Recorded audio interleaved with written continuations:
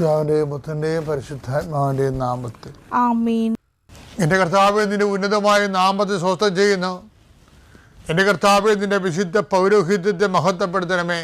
കർത്താവ്, തൊഴിലില്ലാത്തവർക്ക് വേണ്ടിയും തൊഴിൽ നഷ്ടപ്പെടാൻ പോകുന്നവർക്ക് വേണ്ടിയും വിസ പ്രോസസ്സിങ്ങിലിരിക്കുന്നവർക്ക് വേണ്ടിയും വിസ പുതുക്കി കിട്ടാത്തവർക്ക് വേണ്ടിയും പ്രാർത്ഥിക്കുന്ന കർത്താവ്, സ്ഥലം വിറ്റുമാറാനുള്ളവർക്ക് വേണ്ടിയും അതുപോലെ തന്നെ സ്ഥലങ്ങൾ പ്രമാണം ചെയ്യാൻ ഭാഗോടമ്പടി പ്രമാണം ചെയ്യാനും വിൽപ്പത്രങ്ങൾ പ്രമാണം ചെയ്യുന്നതിന് വേണ്ടിയും കർത്താവ്, അത് നടപ്പിൽ വരുന്നതിന് വേണ്ടി പോകുന്ന തടസ്സങ്ങൾക്ക് പരിഹരിക്കപ്പെടുന്നതിന് പ്രമാണ സംബന്ധമായ എല്ലാ തടസ്സങ്ങളും പരിഹരിക്കുന്നതിന് വേണ്ടിയുള്ള നിൻ്റെ യാത്രകൾ, ഗവൺമെൻറ് ഓഫീസുകളിലേക്കുള്ള യാത്രകൾ, ആ വില്ലേജ് ഓഫീസിലേക്കുള്ള യാത്രകൾ, അക്ഷയയിലേക്കുള്ള യാത്രകൾ, ഇങ്ങനെ നിനക്ക് ആവശ്യമായ സർട്ടിഫിക്കറ്റുകൾ നേടിയെടുക്കാൻ വേണ്ടിയുള്ള നിൻ്റെ തത്രപ്പാടുകൾ എല്ലാം നീ അനുഗ്രഹിക്കട്ടെ. ഏതെങ്കിലും നിയമപരമായിട്ട് നിനക്ക് നിൻ്റെ ജീവിതം വീട് വെക്കാൻ പറ്റാതിരിക്കുക, പെരുമയാൻ പറ്റാതിരിക്കുക, അങ്ങനെ എന്തെല്ലാം തടസ്സങ്ങളുണ്ടൊക്കെ ഉണ്ടെങ്കിൽ പിടക്ക് നമ്പർ കിട്ടാതിരിക്കുക, അങ്ങനെ എന്താണ് നീ അനുഭവിക്കുന്ന പ്രയാസങ്ങൾ, ചില സാധനങ്ങൾ കയ്യിൽ നിന്ന് പോയിട്ട് കാണാനില്ല, ഇവിടെ വെച്ചെന്നറിയാൻ പാടില്ലാത്ത രീതിയിൽ വിഷമിച്ച് നടക്കുന്ന വ്യക്തിയാകാൻ നീ.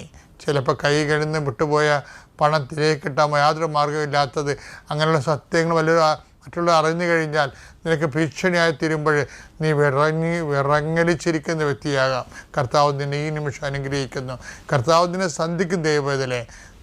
ദൈവത്തിനെതിരാവ് നിനക്ക് യുക്തമായി പ്രവർത്തിക്കാൻ ആ സമയത്ത് നിങ്ങൾ എന്താണ് പറയേണ്ടതെന്ന് ആ സമയത്ത് അറിവ് നൽകുന്ന ചെയ്ത കർത്താവിൻ്റെ അഭിഷേക ശക്തി ആ തക്ക സമയത്ത് നിന്നെ സഹായിക്കട്ടെ. അമ്മേ പരിശുദ്ധമേ, അമ്മേ പരിശുദ്ധമേ, ദൈവമാതാവേ, കൃപാസനത്തിലൂടെ ഞങ്ങൾക്കും ഞങ്ങളുടെ ദേശത്തിനും അമ്മ മധ്യസ്ഥം തേടി തന്ന എല്ലാ അനുഗ്രഹങ്ങൾക്കും കൃപകൾക്കും ഞങ്ങളിപ്പോൾ ഹൃദയം നിറഞ്ഞ നന്ദി പറയുന്നു. അമ്മേ പരിശുദ്ധമേ, ദൈവമാതാവേ, 2004 ഡിസംബർ 7-ാം തീയതി ഉച്ചകഴിഞ്ഞ് 2:30 കൃപാസനത്തിൽ സംഭവിച്ച അമ്മയുടെ പ്രത്യക്ഷപ്പെടലിനെ കുറിച്ച് തിരുസഭയ്ക്ക് സമർപ്പിച്ചിരിക്കുന്ന പഠനരേഖകളുടെ മേൽ സഭാത്മകമായ പഠനം ആരംഭിക്കുവാൻ ഞങ്ങൾ പ്രാർത്ഥിക്കുന്നു. അമ്മേ പരിശുദ്ധമേ, ഭൂസ്വർലോകങ്ങളുടെ രാജ്ഞിയായ അങ്ങേയ്ക്ക് ഭൗമ സംരക്ഷണത്തിനായി പ്രപഞ്ചപ്രകൃതിയെ തന്നെ തിരുസഭ പ്രതിഷ്ഠിക്കുവാൻ ഈ പ്രത്യക്ഷീകരണ വഴി ഇടയാക്കണമേ. പരിശുദ്ധമ്മേ, ജപമാല മാതാവേ, സകല കൃപാസനം പ്രാർത്ഥനകളോടും ചേർത്ത് ഞങ്ങളിപ്പോൾ പ്രാർത്ഥിക്കുന്ന ഈ കുടുംബത്തിന്റെ പ്രത്യേക നിയോഗം പറമക്കളെ.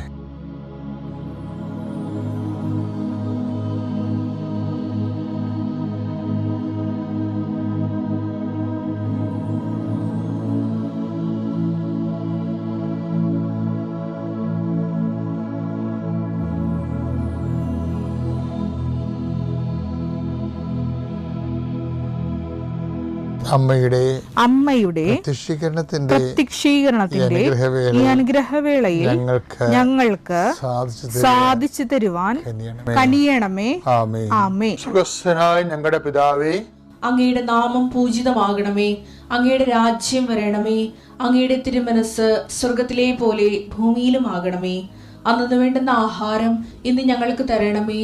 ഞങ്ങളോട് തെറ്റ് ചെയ്യുന്നവരോട് ഞങ്ങൾ ക്ഷമിക്കുന്നത് പോലെ ഞങ്ങളുടെ തെറ്റുകൾ ഞങ്ങളോടും ക്ഷമിക്കണമേ. ഞങ്ങളെ പ്രലോഭനത്തിൽ ഉൾപ്പെടുത്തരുതേ, തിന്മയിൽ ഞങ്ങൾ രക്ഷിക്കണമേ. ആമേൻ. നന്മ നിറഞ്ഞ മറിയമേ, സ്വസ്തി. കർത്താവ് അങ്ങയുടെ കൂടെ സ്ത്രീകളിൽ അങ്ങ് അനുഗ്രഹിക്കപ്പെട്ടവളാകുന്നു. അങ്ങയുടെ ഉദരത്തിൻ ഫലമായി ഈശോ അനുഗ്രഹിക്കപ്പെട്ടവനാകുന്നു. പരിശുദ്ധ മറിയമേ, തമ്പുരാന്റെ അമ്മേ, പാപികളായ ഞങ്ങൾക്ക് വേണ്ടി ഇപ്പോഴും ഞങ്ങളുടെ മരണസമയത്തും തമ്പുരാനോട് അപേക്ഷിക്കണമേ. ആമേൻ. ജോബ് 2:10. ദൈവകരങ്ങളിൽ നിന്ന് നന്മ സ്വീകരിച്ച നാം തിന്മ സ്വീകരിക്കാൻ മടിക്കുകയോ. ഇത് ജോബ് ചോദിക്കണല്ല. ഇത് ശരിക്കും നമ്മുടെ ദൈവസ്നേഹത്തോടെയാണ് ദൈവജനത്തെ അനുധാവനം ചെയ്യുന്നെങ്കിൽ ദൈവത്തിന് അധികാരമുള്ള വിശ്വാസികളുണ്ട്. ഇപ്പം ജോബിൻ്റെ പുസ്തകം വായിക്കുമ്പോൾ എനിക്ക് എപ്പോഴും തോന്നിയിരിക്കുന്നത് ജോബിനെ ദൈവം ജോബിൻ്റെ ജീവിതത്തിൻ്റെ മേലെ ദൈവം ഒരു സ്വന്തം വ്യക്തി അല്ലെങ്കിൽ ഒരു പടി എന്ന രീതിയിൽ മറ്റുള്ളവരെക്കാൾ കൂടുതൽ ദൈവം അവൻ്റെ മേലെ സമ്മർദ്ദങ്ങൾ ചെലുത്തുന്നുണ്ട്, സ്വന്തം ഒരു സ്വകാര്യ വസ്തുവിനെ പോലെ. അതുകൊണ്ടാണ് സാത്താനുമായിട്ടുള്ള ഡിസ്കഷൻ വരുന്നത്. സാത്താൻ നമുക്കറിയാലോ പ്രതീകാത്മകമാണ്. അതായത് സാത്താൻ ഡിസ്കഷനിൽ ദൈവം അഭിമാനത്തോട് ചോദിക്കുന്നതാണ്. ദൈവത്തിൻ്റെ ഒരു അഭിമാനമാണ് ജോബ്. അതായത് നീ ഭൂമിയിൽ എൻ്റെ ദാസനായ ജോബിനെ കണ്ടോ? അതാണ് ചോദ്യം. ജോബ് 2:3. എൻ്റെ ദാസനായ ജോബിനെ നീ ശ്രദ്ധിച്ചോ, അവനെ പോലെ നിഷ്കളങ്കനും നീതിനിഷ്ഠന തിന്മയിൽ നിന്ന് അകന്ന് ജീവിക്കുന്നവനുമായി മറ്റാരെങ്കിലും ഭൂമുഖത്തുണ്ടോ? ദൈവം ഒരു മനുഷ്യനെക്കുറിച്ച് അഭിമാനിക്കുന്നത് ബൈബിളിലെ ഒരു വല്ലാത്ത ഒരു പ്രമേയമാണ്. ഇത് നമ്മളുടെ ഒരു റെഫറൻസ് പോയിൻ്റാണ്. നമ്മളും ഇപ്പോൾ എന്തെങ്കിലുമൊക്കെ സംഭവിക്കുമ്പോൾ അയ്യോ എനിക്ക് അത് കിട്ടിയിരുന്നെങ്കിൽ നമ്മൾ ആഗ്രഹിക്കത്തില്ലേ? അതുപോലെ ഒരു ആഗ്രഹം ഒരു ദൈവ പൈതലിന് തോന്നിക്കും. എന്താണ്? ദൈവം ജോബിനെക്കുറിച്ച് പറഞ്ഞ പോലെ എന്നെക്കുറിച്ച് പറഞ്ഞിരുന്നെങ്കിലെന്ന്. എന്താണ്? എൻ്റെ ദാസനായ ജോബിനെ നീ കണ്ടോ? എന്നിട്ട് ജോബിൻ്റെ നിഷ്കളങ്കതയും നീതിനിഷ്ഠയും ഒക്കെ ആണ്. പക്ഷെ ആ നീതിനിഷ്ഠ എന്ന് പറയുമ്പോൾ നീതിനിഷ്ഠ എന്നുള്ളത് വലിയൊരു വിഷയമാണ്. ജോബിൻ്റെ നീതിനിഷ്ഠ അടിസ്ഥാനപ്പെടുത്തിയിരിക്കുന്നത് എന്താണ്? അത് ഈ 2:10 എന്താണ്? ദൈവത്തിൻ്റെ കാര്യം വരുമ്പോഴും ഈ നീതിശാസ്ത്രം വർക്കൗട്ട് ചെയ്യുന്നുണ്ട്. എന്താണ്? ദൈവത്തിൽ നിന്ന് നന്മ സ്വീകരിച്ച നമ്മൾ, അത് വായിച്ചത് 2:10. ദൈവകരങ്ങളിൽ നിന്ന് നന്മ സ്വീകരിച്ച നാം തിന്മ സ്വീകരിക്കാൻ മടിക്കുകയോ?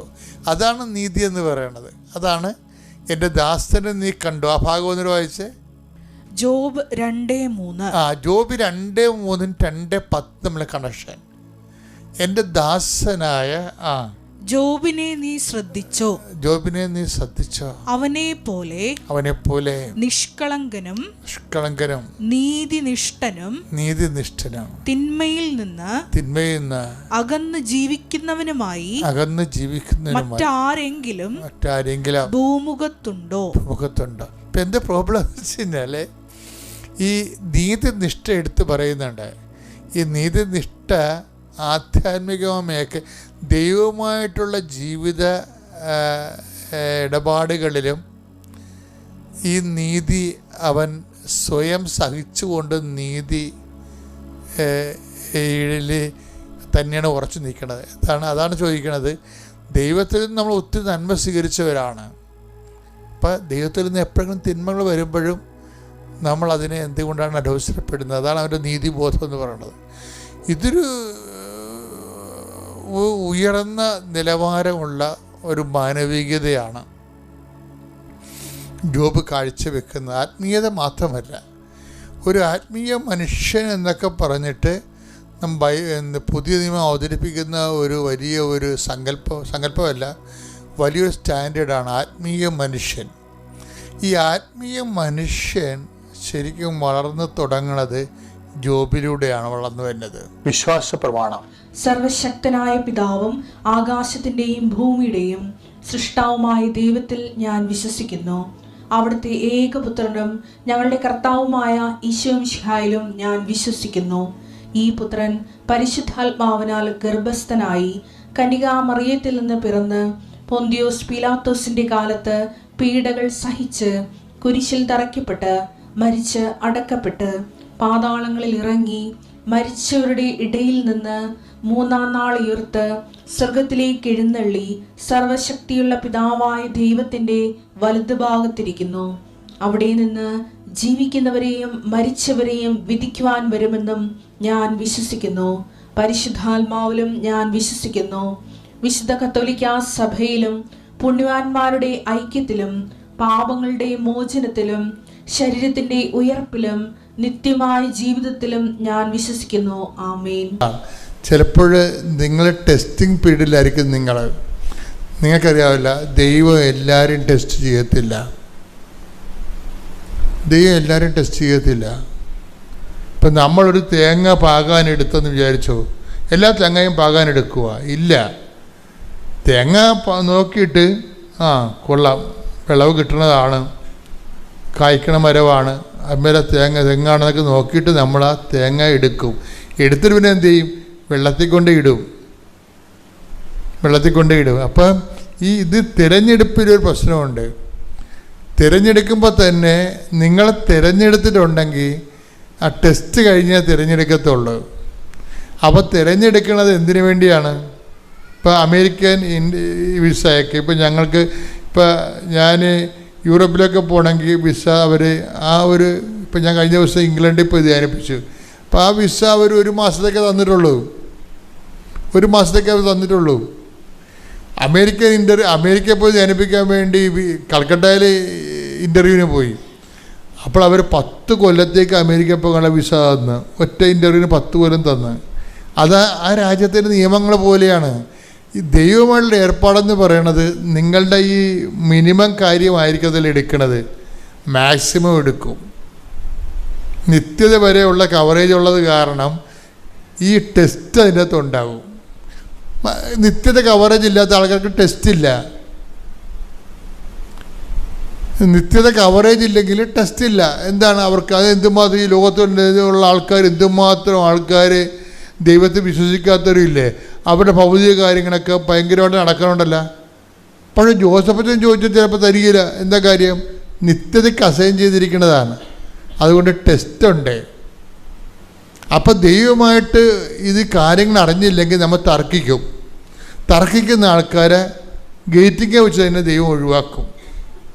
തർക്കിക്കുന്ന ആൾക്കാർ അവിടെ അകത്തോട്ട് കയറണ്ട. നിങ്ങൾ തർക്കിക്കുന്ന പാർട്ടിയാണ്. നിങ്ങൾക്ക് വേറെ എന്തോ ഉദ്ദേശമാണ് ദൈവത്തിൽ വന്നിരിക്കുന്നത്, ദൈവമല്ല നിങ്ങളുടെ ഉദ്ദേശം എന്ന് തോന്നിയാൽ ഗേറ്റിങ്ങ വെച്ച് തന്നെ ആ സാധനം ഒഴിവാക്കും. ദൈവത്തിലേക്ക് വരുന്നയാൾ തർക്കിക്കത്തില്ല, ബഹളം ഉണ്ടാക്കത്തില്ല, കർത്താവിൻ്റെ ഇഷ്ടം പോലെ നിറവേറ്റുന്ന വിചാരിച്ചുകൊണ്ട് സബ്മിസീവ് ആകും. അതാണ് അമ്മ നിശബ്ദമായ ആമയും പറയണത്. ഇപ്പോൾ നിങ്ങൾ ചിലർ ഇന്നലെ ഒരു ആളെ കൊണ്ടുവന്ന് 41 വർഷമായി കല്യാണമില്ല. അപ്പോൾ ഞാൻ ചോദിച്ചാൽ ആദ്യത്തെ കല്യാണമാണോ എന്ന് ചോദിച്ചപ്പോൾ അതേന്ന് പറഞ്ഞു. അത്രേ ഉള്ളൂ. അപ്പോൾ എല്ലാവരും കെട്ടിപ്പോയില്ല, ഞാൻ എൻ്റെ പെങ്ങളെ കെട്ടിക്കാൻ നിന്ന്, പെങ്ങന്മാർ 3-4 പേരുണ്ട്, അവരെല്ലാം കെട്ടിക്കാൻ നിന്നപ്പോൾ ഈ മനുഷ്യന് പെണ്ണ് കിട്ടിയില്ല. എന്നൊക്കെ ഒന്ന് ചിന്തിച്ച് നോക്കിയേ. പക്ഷെ അവന് തർക്കമുണ്ടാ? അവന് ദൈവത്തെ അറിയാവുന്ന കാരണം തർക്കമില്ല. 3-4 പെമ്മന്മാരെ കെട്ടിച്ച് കഴിഞ്ഞപ്പോൾ അവന് പെണ്ണ് കിട്ടാനുള്ളത് പോയി. അവനിപ്പോൾ 41 വയസ്സായി. അവന് തർക്കമുണ്ടാ? തർക്കമില്ല. കർത്താവിന് ഇഷ്ടമുണ്ട് തരട്ടെ, അല്ലെങ്കിൽ ഞാനിങ്ങനെ കർത്താവിൻ്റെ ഇഷ്ടം പോലെ നിൽക്കും. Blessed be the name of the Lord. ഇതെന്ന് പറയുന്നത് ഈ സഹനദാസൻ എന്ന് പറയുന്ന ഒരു പ്രൊഫഷനകത്തുണ്ട്. ഇതിൻ്റെ മക്കളെ ആധ്യാത്മിക വരുമ്പോൾ ഇതിൻ്റെ ഏറ്റവും വലിയ പുണ്യം ദൈവം തന്നെയാണെന്ന് വിചാരിക്കണം. ദൈവം തന്നെയാണെന്ന്. അപ്പോൾ നിങ്ങൾക്ക് തോന്നും, അപ്പം അച്ഛനിങ്ങനെ പറയണതനുസരിച്ചാണെങ്കിൽ ഞങ്ങളുടെ കാര്യമൊന്നും നടക്കത്തില്ലേ? പക്ഷേ ഞാൻ ചോദിക്കട്ടെ നിങ്ങളോട്, ഈ ലോകത്ത്, ഈ ഭൂമിയിൽ 43,000 കാര്യങ്ങൾ എ ഗ്രേഡിലെ സാക്ഷി കിടക്കുന്നത് കൃപാസനത്തിൽ മാത്രമാണ്. ആ കൃപാസനത്തിൽ നിന്നാണ് ഇങ്ങനെ സംസാരിക്കുന്നത് ഓർക്കണം. ലോകത്തൊരു ധ്യാന കേന്ദ്രത്തിൽ 43,000 സാക്ഷ്യം കിടപ്പില്ല യൂട്യൂബിൽ. അപ്പം അങ്ങനെ വരുമ്പോൾ അപ്പം നിങ്ങൾ ശ്രദ്ധിക്കേണ്ട കാര്യം വെച്ചാൽ ഇതെല്ലാത്തിനും സമാധാനം ഉണ്ടാകും. പക്ഷേ നിങ്ങൾ ഈ 10-9 കാര്യത്തിൽ സമാധാനം ഉണ്ടായിട്ട് ഒരു കാര്യം സമാധാനം ഇല്ലാതെ വരുമ്പോൾ ആ ഒരു കാര്യം വെച്ചൊരു കർത്താവിനെ പ്രതിക്കൂട്ടിലാക്കിയ 9 കാര്യം നേടിയ കർത്താവ് നിങ്ങളോട് ഗുഡ് ബൈ പറയും. അത് സംഭവിക്കാതിരിക്കാനാണ് ഞാൻ ഈ മുൻകൂർ ജാമ്യം എടുക്കുന്നത്. ഇപ്പം മനസ്സിലായ? ശ്രദ്ധിക്കട്ടെ. Hallelujah, hallelujah, hallelujah, hallelujah, hallelujah, hallelujah. ഈശ്വര ആരാധന, ആരാധന, ആരാധന, ദൈവപിതാവേ നന്ദി, ദൈവപിതാവേ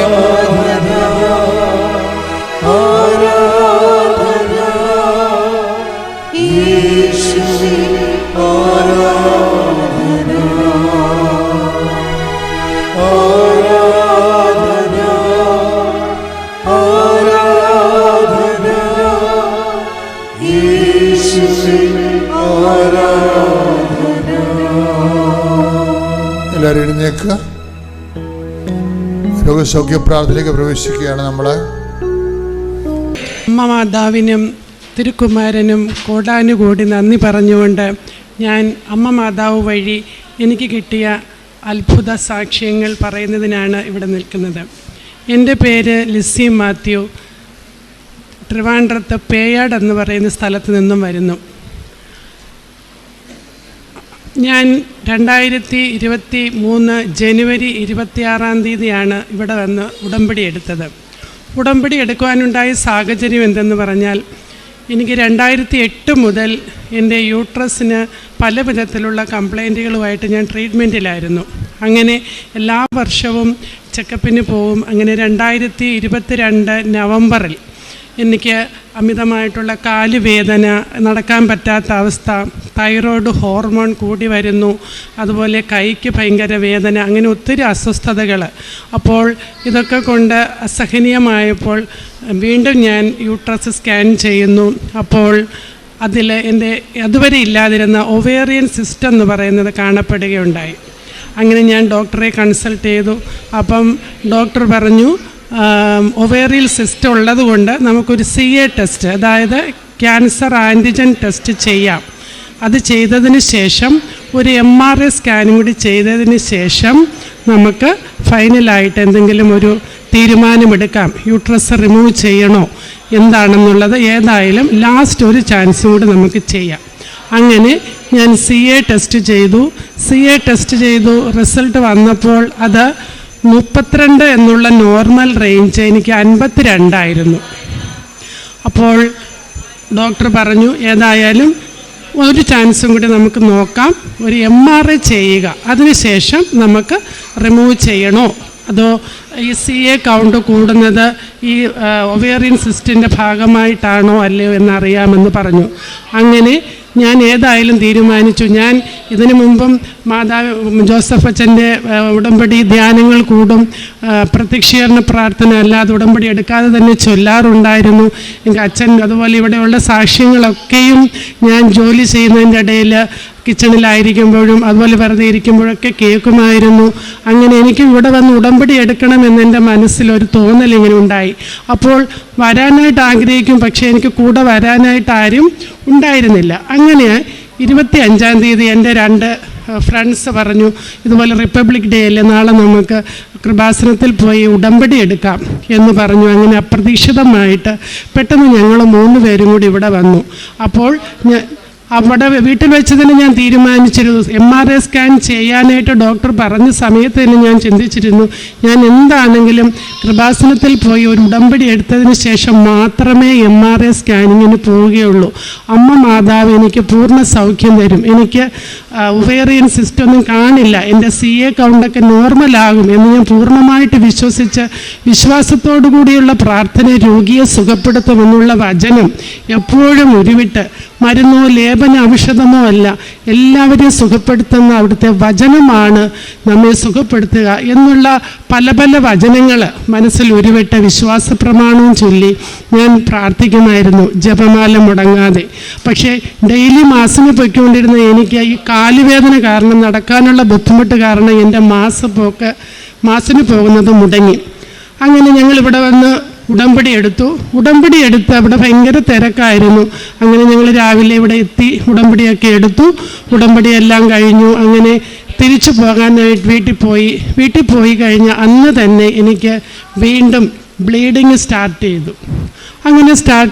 അപ്പോൾ ഞാൻ മനസ്സിൽ പ്രാർത്ഥിച്ചു, അമ്മ മാതാവേ, നീ ആയിട്ട് എനിക്ക് വീണ്ടും ബ്ലീഡിങ് സ്റ്റാർട്ട് ചെയ്ത് എൻ്റെ യൂട്രസിലുള്ള എൻ്റെ ഓവറിയിലുള്ള സിസ്റ്റം എല്ലാം മെൽറ്റ് ചെയ്ത് പുറത്ത് കളയുന്നതാണ് എന്ന് ഞാൻ പൂർണ്ണമായിട്ടും വിശ്വസിച്ചുകൊണ്ട് ഇവിടുന്ന് തന്ന ഉടമ്പടി തൈലം വിശ്വാസ പ്രമാണം ചൊല്ലി എൻ്റെ ഉദരത്തിൽ പുറത്ത് പരട്ടുകയും നെറ്റിയിൽ കുരിശു വരയ്ക്കുകയും ശക്തിയും ധീര്യമായിരിക്കുക എന്നുള്ള, ഭയപ്പെടേണ്ട, ഞാൻ നിൻ്റെ കൂടെയുണ്ട് എന്നുള്ള വചനങ്ങളും, അതുപോലെ അച്ഛൻ പറയുന്ന പോലെ തൈലം പുരട്ടുമ്പോഴത്തേക്കും നിൻ്റെ കൊമ്പ് കാട്ടുപോത്തിൻ്റെ കൊമ്പ് പോലെ ഞാൻ ഉയർത്തി, നിന്നിലൊരു പുത്തൻ അഭിഷേകം നിനക്ക് ഞാൻ തരും, നിൻ്റെ ശത്രുക്കളുടെ പതനം ഞാൻ കാണും എന്നുള്ള വചനമൊക്കെ ഒരുവട്ട് ഞാൻ ചെയ്തു. അങ്ങനെ 10 ദിവസം എനിക്ക് കണ്ടിന്യൂസ് ആയിട്ട് ബ്ലീഡിങ് ആയിരുന്നു. അങ്ങനെ 10 ദിവസം കഴിഞ്ഞപ്പോൾ ഡോക്ടർ പറഞ്ഞു ഈ മാസം തന്നെ സ്കാൻ ചെയ്ത റിപ്പോർട്ട് കാണിക്കണമെന്ന് പറഞ്ഞു. അങ്ങനെ 10 ദിവസം കഴിഞ്ഞ് ഞാൻ MRI സ്കാനിങ്ങിന് പോകുമ്പോൾ ഞാൻ കാശ് രൂപമൊക്കെ ആയിട്ടാണ് പോകുന്നത്. പക്ഷേ അവിടെ ചെന്ന് ഞാൻ നോക്കുമ്പോൾ എൻ്റെ കയ്യിൽ എൻ്റെ കാശ് രൂപമല്ല, അത് എങ്ങനെ നഷ്ടപ്പെട്ടെന്ന് എനിക്ക് തന്നെ അറിയാൻ പറ്റുന്നില്ല. അപ്പോൾ എനിക്ക് ഭയങ്കര സങ്കടമായി. അപ്പോൾ മാതാവ്, നീ എന്നെ ഉപേക്ഷിച്ചോ, നീ എൻ്റെ കൂടെ ഇല്ലേ? എന്നിട്ട് ഞാൻ ഇവിടുന്ന് കിട്ടിയ അല്ലാതെയുള്ള ഈ ലോക്കറ്റ് എൻ്റെ മാലയിലിട്ടിരുന്നു. ഈ ലോക്കറ്റ് കയ്യിൽ മുറുകെ പിടിച്ച് ടേബിളിൽ സ്കാനിങ്ങിനായി കിടക്കുമ്പോൾ മാതാവിനെ മാത്രം പ്രാർത്ഥിച്ച്, അമ്മയെ മാത്രം മുന്നിൽ കണ്ടുകൊണ്ട് എനിക്ക് ഒരു ഒവേറിയൻ സിസ്റ്റ് ഇല്ല എന്നുള്ളൊരു റിസൾട്ട് എനിക്ക് കാണിച്ചു തരണം അമ്മേ, നീ തന്നെ സ്കാൻ ചെയ്യണം എന്ന് പറഞ്ഞ് പ്രാർത്ഥിച്ചു. റിസൾട്ട് കിട്ടി. അപ്പോൾ പിറ്റേ ദിവസമാണ് റിസൾട്ട് കിട്ടിയത്. അപ്പോൾ കിട്ടിയപ്പോൾ യൂട്രസിൽ എനിക്ക് നോ ഒവേറിയൻ സിസ്റ്റ് എന്നുള്ള റിസൾട്ടാണ് കിട്ടിയത്. അതറിഞ്ഞപ്പോൾ എനിക്ക് എന്ത് ചെയ്യണമെന്ന് അറിഞ്ഞൂടാ. എനിക്കങ്ങ് ഭയങ്കര സന്തോഷം. മാതാവിന് നന്ദി. അടുത്തുള്ള പള്ളിയിൽ പോയി നിത്യാരാധന ചാപ്പലിൽ പോയി പ്രാർത്ഥിച്ച്, കുരിശടി പോയി അമ്മയോട് പ്രാർത്ഥിച്ചു. അങ്ങനെ പിറ്റേ ദിവസം തന്നെ ഞാൻ ഡോക്ടറെ കാണാൻ പോയി. അപ്പോൾ ഡോക്ടർ പറഞ്ഞു, അത്ഭുതമായിരിക്കുന്നല്ലോ, അതെന്ത് പറ്റി ഇത്രയും ദിവസത്തിൻ്റെ ഇടയിൽ ഇങ്ങനെ ഒരു സംഭവം ഉണ്ടാകാനായിട്ട്? അപ്പോൾ ഞാനിങ്ങനെ പറഞ്ഞു, ഡോക്ടറെ ഞാനിങ്ങനെ കൃപാസനത്തിൽ പോയിരുന്നു, അവിടെ പോയി ഒരു ഉടമ്പടി എടുത്തു. അപ്പോൾ ഹിന്ദു ഡോക്ടറായിരുന്നു. അപ്പം ഡോക്ടറോട് ഞാൻ അതിനെക്കുറിച്ച് വിശദമായിട്ട് പറഞ്ഞു. അപ്പോൾ ഡോക്ടർ പറഞ്ഞു, എല്ലാം ദൈവത്തിൻ്റെ ശക്തിയാൽ തന്നെ നടക്കുന്നതാണ്, ഞങ്ങളുടെ കൈകളിലല്ല, എല്ലാ മനുഷ്യൻ്റെ കരങ്ങളിലല്ല, ദൈവത്തിൻ്റെ കരങ്ങളിലാണ് എല്ലാം അത്ഭുതങ്ങൾ പ്രവർത്തിക്കുന്നത് എന്ന് പറഞ്ഞു. അങ്ങനെ ഡോക്ടർ പറഞ്ഞു, ഇനി നമുക്ക് യൂട്രസ് ഒന്ന് റിമൂവ് ചെയ്യേണ്ട, ഓവറിയിൽ സിസ്റ്റ് ഇല്ലാത്തതുകൊണ്ട് അത് ഒരിക്കലും ക്യാൻസർ ആകാൻ സാധ്യതയില്ല. ആ CA കൗണ്ട് കൂടുന്നത് നമ്മുടെ ബോഡിയിൽ അല്ലാതെയുള്ള വേസ്റ്റ് മെറ്റീരിയൽസ് ഒക്കെ ബ്ലഡിലുള്ളത് കൊണ്ടാണ്. അതുകൊണ്ട് ഇനി CA ടെസ്റ്റും ചെയ്യേണ്ട, ഒരു മരുന്ന് അല്ലെങ്കിലും ഞാൻ യൂട്രസിന് ഇതിന് വേണ്ടിയിട്ട് ഉടമ്പടി എടുത്തതിന് ശേഷം ഒരു മരുന്നും കഴിക്കുന്നുണ്ടായിരുന്നില്ല. ഉപ്പും അതുപോലെ നമ്മുടെ തൈലവും വിശ്വാസപൂർവ്വം പരട്ടുകയും ഉപ്പ് കഴിക്കുകയും ചെയ്യുമായിരുന്നു. അപ്പോൾ ഇതറിഞ്ഞ് എൻ്റെ വീട്ടിലുള്ള എല്ലാവരും എൻ്റെ സഹോദരങ്ങളൊക്കെ യൂട്രസ് റിമൂവ് ചെയ്യുന്നു എന്നെ നിർബന്ധിക്കുമായിരുന്നു. പക്ഷേ ഞാൻ ഉറച്ച വിശ്വാസത്തിൽ നിന്നു. അവസാനം ഡോക്ടർ ഇങ്ങനെ പറഞ്ഞു, എനിക്ക് യൂട്രസ് ഒന്നും റിമൂവ് ചെയ്യേണ്ടി വരുന്നില്ല, എൻ്റെ ഇതുമൂലം ഉണ്ടായിട്ടുള്ള തൈറോയ്ഡ് ഹോർമോൺ നോർമലായി, കൊളസ്ട്രോൾ നോർമലായി, അതുപോലെ എൻ്റെ കാലുവേദന അസ്വസ്ഥതകൾ മാറി, എനിക്ക് എല്ലാ കാര്യങ്ങളും ചെയ്യാൻ പറ്റുന്നു, പുതിയൊരു ഉന്മേഷം, ഒരു പുതു ചൈതന്യം ഞാൻ നിങ്ങളിൽ നിക്ഷേപിക്കും എന്നുള്ളൊരു വചനം പോലെ ഒരു പുതിയ വ്യക്തിയായിട്ട് എനിക്ക് നടക്കാനായിട്ട് സാധിച്ചു. ഇതാണ് എനിക്ക് കിട്ടിയ രോഗസൗഖ്യം എന്ന് പറയുന്നത്. രണ്ടാമതായിട്ട് എൻ്റെ മകള് BSc നേഴ്സിംഗ് കഴിഞ്ഞിട്ട് 2 വർഷമായി. അവൾ UK അല്ലെങ്കിൽ അയർലൻഡ് എവിടെയെങ്കിലും പോകാനായിട്ട് IELTS എക്സാം എഴുതും. പക്ഷേ എപ്പോഴും അവൾ ഏതെങ്കിലും ഒരു സബ്ജക്റ്റിന് 0.5 സ്കോർ വെച്ച് 7 സ്കോർ കിട്ടാതെ വരും. അപ്പോൾ അവൾ വളരെ സങ്കടം. അപ്പോഴും ഞാൻ പറയും, സാരമില്ല, ദൈവത്തിന് എന്നെക്കുറിച്ച് വേറെ പദ്ധതി ആയിരിക്കാം, നീ ഏതെങ്കിലും ഗൾഫ് രാജ്യങ്ങളിൽ നോക്കുക. അപ്പോൾ അവൾക്ക് ഗൾഫ് രാജ്യത്തിൽ പോകാനായിട്ട് അവൾക്ക് ഇഷ്ടമേ അല്ല. അപ്പോൾ ഞാൻ ഇവിടെ വന്ന് ഉടമ്പടിയിൽ വെച്ചൊരു കാര്യം, അമ്മേ മാതാവേ, അവൾ ഒരു പ്രാവശ്യം കൂടെ IELTS എഴുതാൻ പോകുന്നു, അമ്മ ഹിതമാകുന്നെങ്കിൽ, അമ്മയുടെ തിരുക്കുമാരൻ അതിന് ഇടവരുത്തുന്നെങ്കിൽ IELTS കൊടുക്കുകയോ അല്ലെങ്കിൽ അവളെ ഏതെങ്കിലും ഒരു വിദേശ ജോലിക്കായിട്ടുള്ള വഴി തുറന്ന് തരണേ അമ്മേ. അപ്പം ഞാൻ ഡേറ്റ് ഇട്ടാണ് പ്രാർത്ഥിച്ചത്. ഞാൻ മാർച്ച് 31 എന്നൊരു ഡേറ്റ് ഇട്ടാണ് പ്രാർത്ഥിച്ചത്. അങ്ങനെ വീട്ടിൽ ചെന്നു. അവൾ മാർച്ച് 5-ാം തീയതി അടുത്ത IELTS എക്സാമിന് ഫീസ് അടച്ചു. എക്സാമായി. അപ്പോൾ ആ എക്സാം അവൾ എല്ലാ പ്രാവശ്യവും ഏതെങ്കിലും ഒരെണ്ണത്തിന് സ്കോർ പോകുള്ളൂ. അത്തവണ 2 സബ്ജക്റ്റിന് 0.5 സ്കോർ പറഞ്ഞു. അപ്പോൾ ഒരിക്കലും വേറൊരു മാർഗത്തെക്കുറിച്ച് ചിന്തിക്കാത്ത അവൾ പറഞ്ഞു, അമ്മ ഞാൻ ഇനി ഗൾഫിലോട്ടുള്ളത് നോക്കാം, ഇനി ദൈവം വിചാരിക്കുക, അമ്മ പറയുന്നത് പോലെ ദൈവത്തിൻ്റെ ഹിതം പോലെ എപ്പോഴാണ് എനിക്ക് പോകാൻ പറ്റുന്നത് അപ്പോഴും പോകട്ടെ എന്ന് വിചാരിച്ചു.